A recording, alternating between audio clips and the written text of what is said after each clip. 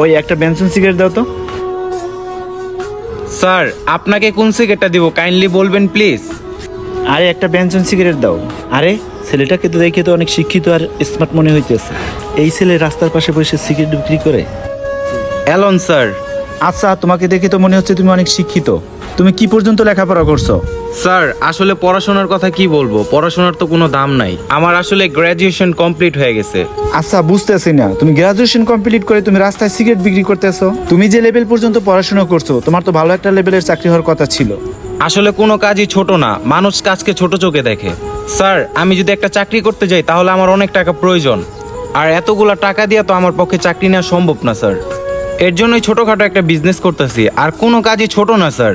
ধৈর্য সহকারে এই ব্যবসাটা করতেছি। তোমার কথা শুনে অনেক ভালো লাগছে, তুমি কাজের প্রতি অনেক আগ্রহী আছো। ঠিক আছে, সমস্যা নেই, আমার এই কার্ডটা রাখো। আমার প্রতিষ্ঠানে একদিন তুমি দেখা করো আমার সাথে।